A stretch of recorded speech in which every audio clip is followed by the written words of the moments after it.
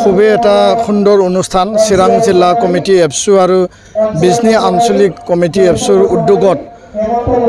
এই বছৰ 2024 মেট্ৰিকৰ যি ফলাফল ইয়াত বড়ো মাধ্যমৰ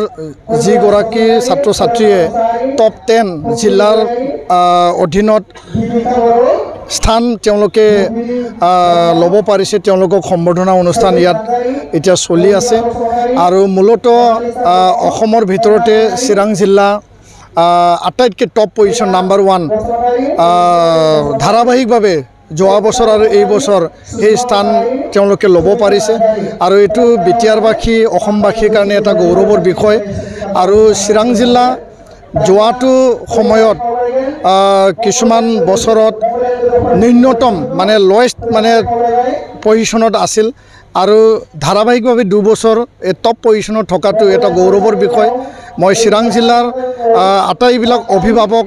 ছাত্ৰ ছাত্ৰী আৰু শিক্ষাগুৰুসকলক ধন্যবাদ জনাইছোঁ আৰু আগন্তুক দিনত যাতে এই ধাৰাবাহিক এটা যি মানে যাত্ৰা এইটো যাতে অব্যাহত থাকে তাৰ কাৰণেও মই আহ্বান জনাইছোঁ নিখিল বড়ো ছাত্ৰ সন্থাই গুণগত শিক্ষাৰ অভিযান আমি চলাই আহিছোঁ ৰাইজক আমি আহ্বান জনাই আহিছোঁ ছাত্ৰ ছাত্ৰী আৰু শিক্ষাগুৰুসকলক লগ ধৰিছোঁ অভিভাৱকক আমি আহ্বান জনাইছোঁ আৰু এই আমাৰ ধাৰাবাহিক যি এটা গণতান্ত্ৰিক এটা গণজাগৰণ যি এটা আমাৰ শিক্ষাৰ ক্ষেত্ৰত এই আমূল এটা পৰিৱৰ্তনৰ যি এটা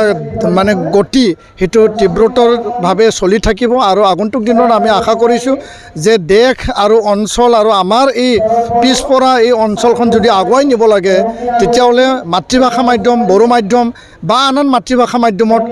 শিক্ষাৰ যি এটা গুণগত যি মান সেইটো আগবঢ়াই নিব লাগিব আৰু আমি আশা কৰোঁ এই ল'ৰা ছোৱালীবিলাকৰ মাজৰ পৰা যাতে ডক্টৰ ইঞ্জিনিয়াৰ চিভিল ছাৰ্ভেণ্ট ভাল মানে সমাজ সেৱক ভাল মানে খেতিয়ক বা তেনেকুৱা মানে গুণগত মানৰ